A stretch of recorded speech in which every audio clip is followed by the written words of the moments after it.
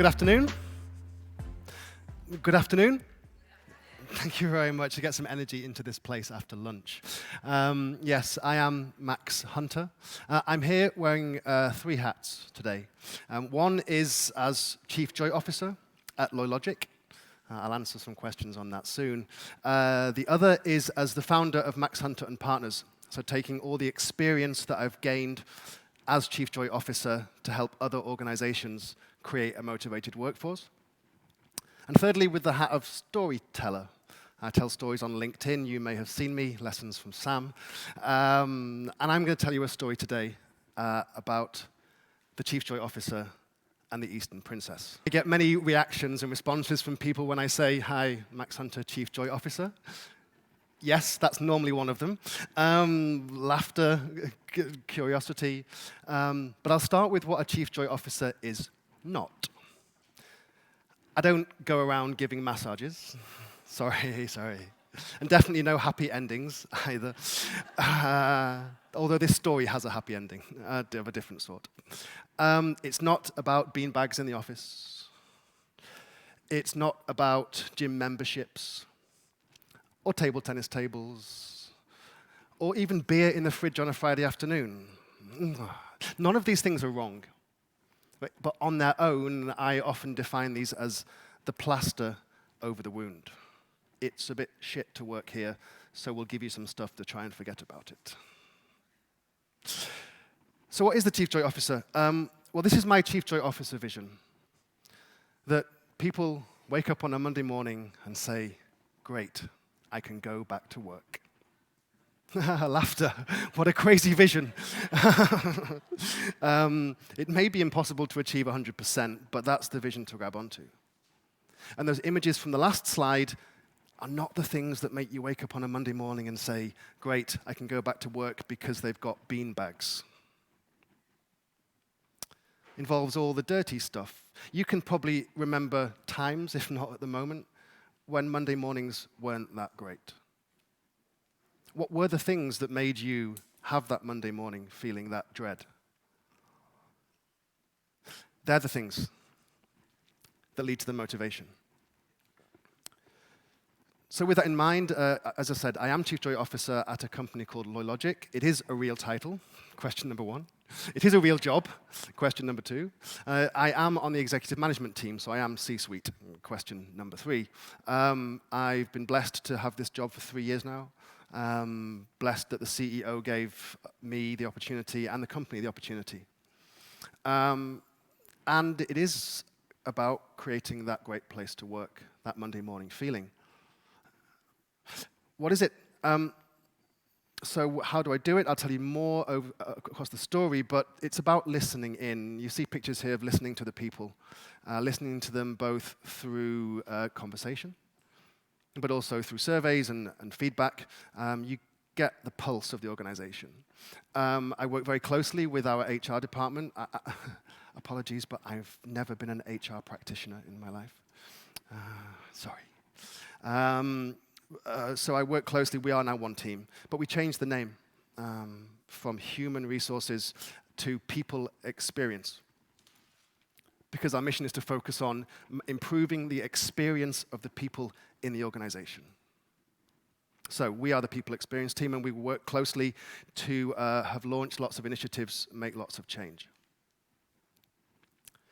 What have we achieved with that? Well, we launched an employee engagement initiative and program about 2.5 years ago, which still has over 90% employee engagement. And by the way, it has no rules and no policies. It's not a must. And in that time, we've massively improved staff retention, so we've plugged up the leaky bucket as a consequence. So that's some of the stuff we achieved. Touch more on that soon. But I want to tell you a story first.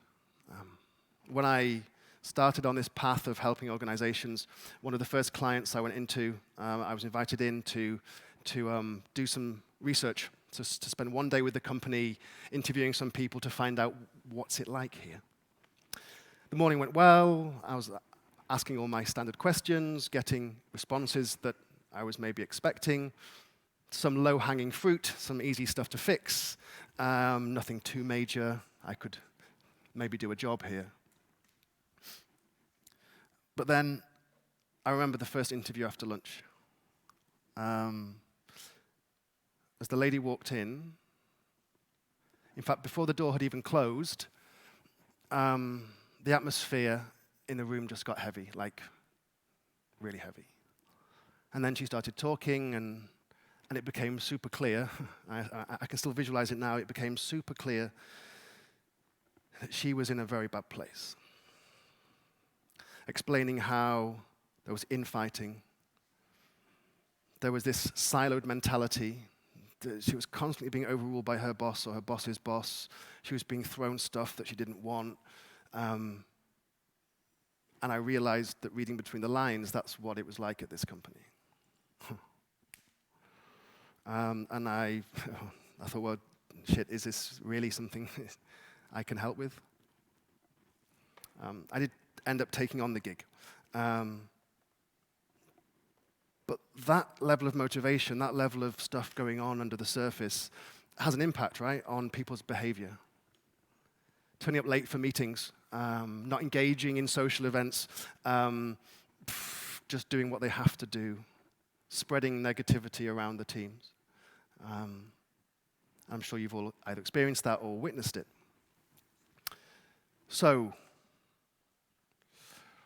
with that in mind, if that's what negative motivation is, what are the keys to human motivation? And through all my experience, as well as a lot of the research, there's lots of wonderful behavioral economics research, I've kind of simplified it to the 4 fundamental keys to help release motivation in an organization, in individuals and therefore in the organization. The first one I call I belong. Right? As a species, we went from being one of the physically weakest species on the planet to practically running it because we came together in tribes and communities, division of labor. It's hardwired into us to want to belong. We've heard that a lot already. To belong to the system, to belong to something, to belong to the group. 1. The next, I call this I am seen. So within the group, we need to feel recognized, valued, appreciated, that we have a role to play, right, in this system, in this tribe, that we are an important part of it. Number 2. The third, I call it it's my thing. This is that sense of autonomy. Again, we hear that word a lot right, today, but that sense of autonomy, that even within my sphere, I have ownership of something.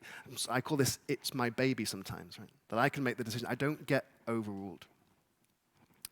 Super important to really release that motivation. And the final thing is, I am growing. So this is really that sense, we all want to grow and develop. The human species, data is proliferating at a huge rate because we constantly want to develop and grow as individuals too. So the 2 at the bottom, I kind of call these the roots, that which binds us to what we do. And the 2 at the top, I call, it's like harvesting the fruits of our labor. So therefore, I call this the roots and fruits methodology for releasing motivation at work.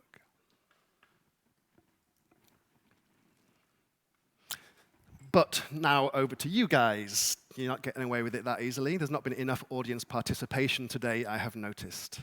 So with that in mind, I'd like you to take a few seconds in silent reflection to think in your organization today. Which one of those things is most missing? Which one of those things, if it had more of it in your company, would make the biggest difference to employee motivation in your organization? I'll give you a few seconds to reflect on that. And now that you hopefully have it, I would like you to turn to your neighbor, please, whether you know them or not. Please find someone to exchange with. And please tell them which one of those it is and why. 1 minute approximately. Off you go.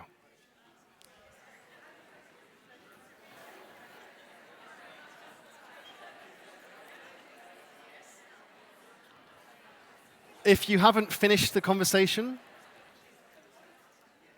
then I encourage you to continue the conversation afterwards. In fact, if there's anyone in your organizations who has the desire and the ability to change this stuff, you're here. And you all know now what the problem is, and you may, hopefully, after this presentation, have some ideas how to change it. With that in mind, on your way out, can you please take a sticker, just one? I've got 4, I cheated. Can you take one sticker that represented the thing that you kind of committed to go back and change? Can you take the sticker and put it on your badge, please? And then as you walk around later, you may find another person who has the same sticker color, and you can exchange ideas, thoughts, maybe even connect with each other so you can support each other after you leave this event. Who commits to doing that, please? Okay, I like you guys. Okay, good, thank you very much. I'll remind you of it later, don't you worry. So the stickers will be on the way out later. Okay, so what a lovely theory. Isn't that a lovely slide? But what's the power of this? Well, of course, when people feel they belong, they collaborate with each other more in the group, in the tribe, naturally. When they feel it's their thing, the innovation's greater, right? You want to make your thing better and improve it and innovate. If your people are growing, of course, you have more capability in your organization. And if people feel seen, that gives them the confidence to step up and take on more and do more, which must be good for business. So, just quickly, how do we do it? How do I do it as Chief Joy Officer at Loylogic, and how do we do it now also as Max Hunter and Partners? Well, we take a 3-step approach. The first is listening in, right? We diagnose the problem. Hopefully it's not this bad. But we listen in, both through conversations, but we also have a survey created with behavioral economics experts, which we repeat so we get the pulse ongoing. Great, we know what the problem is. Then we attack the problem with solutions that come largely from my experience as Chief Joy Officer. I know what works, I know what doesn't. We've won and we've learnt. But that on its own is nothing. That is your poster on the wall. That is your training. That is your PowerPoint presentation. The really difficult bit is making it stick. And this is why I've learned so much as CJO. Yes, CJO. In what works and what doesn't, and it comes back to a lot of there's always wonderful behavioral economics research now which we lean on, and we'll talk more about how you get it to stick. I mean really stick, right? Not be a wonderful PowerPoint slide, but make change. Oh, by the way, thank you to, this is a member of staff at Loylogic, so thank you to Pascal for offering to do these images for us. But now I'm going to tell you the story. The story of one person's journey through the last 2.5 years at Loylogic since I became Chief Joy Officer and the company made that step. And I'll tell it on the motivation axis, on the y-axis, and over time. I asked someone in the company to draw their motivation curve over the last couple of years, and this is what it looked like. This is what this person drew. So we start at the white dot. And this person, the Monday morning feeling was not good. For many of the reasons that I've explained and more. So as I started listening into the organization, one thing I noticed was that the sense of belonging was very poor. Loylogic is across 8 different countries. There's teams where a manager has 4 people, and they're all in different countries, and they've never met. You've got our software development team in India, and you've got our sales team in Denmark, and you've got most of the top people in Zurich. It was just this dispersed, faceless email mass. So I thought, okay, we need to bring faces to this, right? The human brain lights up when we see faces, so how do we create that connection, that sense of we're in this together, the Loylogic tribe? So I launched an internal workplace initiative app called Loylife, actually powered by Beekeeper. And it's like an internal Facebook, right? These things exist. You guys know about them probably. But the intention with which we launched it was for the people. It was their space to fill with no rules and no policies. The board were very nervous. What if? What if they do this? What if they do that? I say, well, start with trust. And then if they abuse it, then we'll start putting in rules and policies and stuff. And we launched it with a bit of fun. I launched a game called Best Team Selfie so that people could all engage and get involved. And the people were amazing. The stuff they came up with surprised even me. People got dressed up as mummies. They got toilet paper from the bathroom in the office and wrapped themselves as mummies. Another team dressed themselves as the Loylogic tribe, literally, with like face paint in the office and topless and the guys. The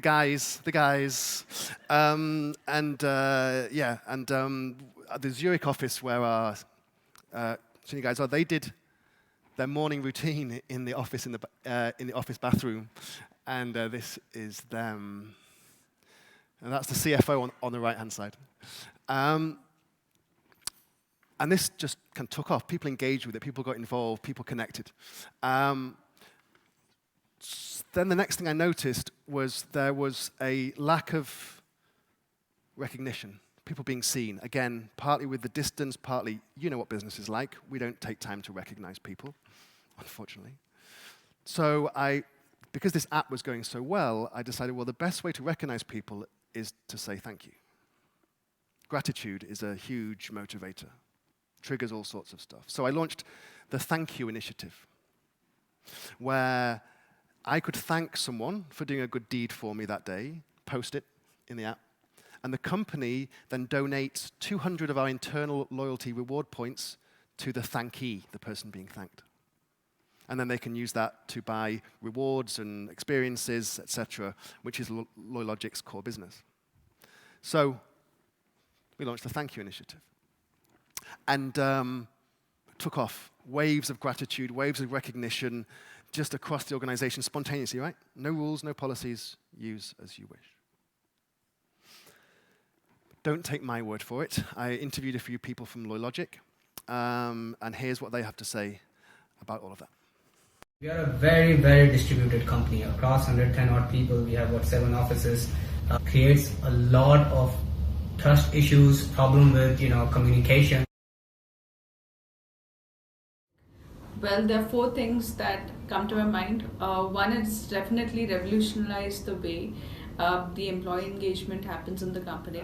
It gave a soul to the company, It gave more soul than we had previously. So people feel like they are part of the company, they are part of the entire ecosystem which Loylogic is. Secondly, the way the employees communicate with each other. So for me, the best thing is that it gives me a way of understanding and seeing what's happening in the rest of the company, and a way for me to share what my team and I'm doing with the rest of the company as well. I am in the sales team and I travel quite a lot. For me, it's great to see what the offices do that are a little bit more distant, because otherwise there is no way I could have a feel of their day-to-day life and what they're working on. Thirdly, there's lots of fun that we're having, knowing each other.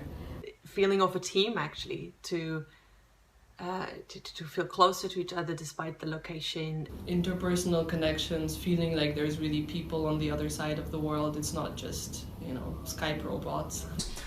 The sense of community has increased by several orders of magnitude since Loylife was introduced. And lastly, the knowledge sharing part. All major announcements beyond just thank yous go onto Loylife. Loylife has become the kind of the message board for the whole company and a way for everyone to communicate with one another. So it's a great way to learn more about our clients and our products that I can use in my day-to-day work, in my sales role. Loylife has kind of become the glue that now holds the company together. And so, without Loylife, there would now be a gaping hole at the center of Loylogic. So the next thing I noticed was there was this lack of sense of autonomy. People's KPIs were set by someone else. The managers told them what to do, and it was grinding up against the potential ability to innovate and create and be agile, as we've heard all about. And people told me the worst time of year was performance management time.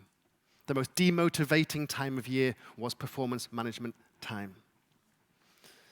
And so we shifted it from once a year to continuous conversations, but we also shifted the paradigm on the manager-employee relationship. By the way, look up the definition of employee in the dictionary. A person who exchanges their time for money. That's how transactional we've got. So we changed it. We decided to really not about ratings and appraisals, but about the person's growth, supporting their growth as professionals and human beings. See how high they could fly, how far they could go. What better analogy to capture that than a pilot? We don't have employees anymore. Everyone is called a pilot. And who supports a pilot on their journey? Who sits next to them, giving them support? Of course, it's the co-pilot. So we don't have employees and managers anymore. We have pilots and co-pilots supporting on the journey. So that took a step up in this person's motivation as they gained that sense of autonomy. That person then also went from being a manager to being a co-pilot. So therefore, this person had to learn new skills. There's a lot of coaching skills in here. There's a lot of listening. It's a different skill to management. So this person grew through this process as well. You may be wondering what the dip's all about. Well, things got a bit tricky for this person. One, a couple of their best friends left the company. Shit happens that even we in HR can't solve. But then also, this person got a bit more overruled with decision making. So we're working on that. Then this person put it all together and decided to go to our India office, where most of this person's team were, most of the people that they worked with, most of their colleagues, and they took it on themselves. Because now this level of motivation and engagement in the company was high, I want to go and do that now. I want to go and give my time and energy to it. So this person put all four together and went to India and created incredible things. This lady on the left is the person who drew the motivation curve for me. This is her story. A lady from Russia who went to India. This is our Eastern princess. This is also the lady that I told you about walked in the room at the start. This is the lady whose motivation was so low that she was at her end. This is our Eastern princess. But the job's not finished yet. There's other things we're doing. We want to grow this sense of belonging and this sense of growing, and we're creating the Loylogic Flying Academy to help our pilots fly higher, faster, better, coming out soon. So that's the 4 keys to motivation. That's the roots and fruits. Some takeaways for you quickly. Roots and fruits, of course, is the key. Hopefully you've got some practical actions that we've taken. Maybe you can take inspiration from. And you have to convince your CEOs that motivated people drive business results. And last but by no means least, I haven't forgotten that you guys made a commitment before. So please, take a sticker on your way out. Just over there, this door out, please. Take your sticker, stick it on your badge. Please, I'd love it if you can let me know.